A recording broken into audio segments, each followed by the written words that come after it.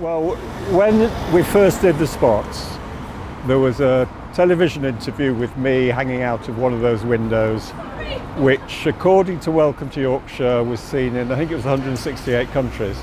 And certainly I've got friends and colleagues who I worked with in past years who live in Singapore, Canada, Australia, and they'd all seen it as a snippet on their local tellies. It was quite amazing.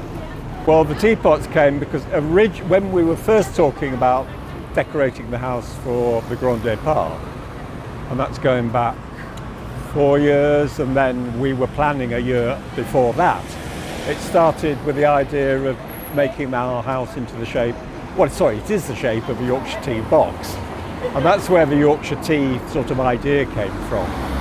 And then subsequently it just seemed to me an obvious one for publicising Knaresborough and Yorkshire with Yorkshire Day. And when you think of Yorkshire Day, you think of Yorkshire tea, and hence teapots. And I was fortunate enough to meet the marketing director, who loved the idea.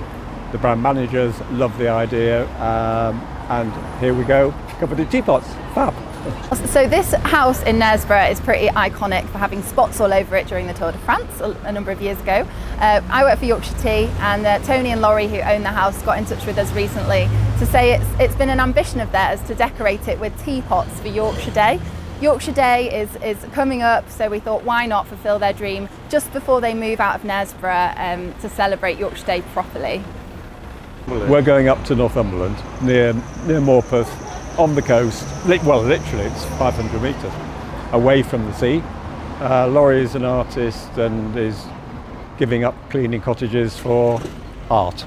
So, and I should have just walked the dog on the beach for a while, have a sabbatical, and then see what we can do up there. The plan is to have a working studio in Morpeth with artists actually working in the studio, so that instead of just walking into a gallery and seeing cold paintings or cold ceramics, you'll meet the artists, and that way we think people will get more involved with the art.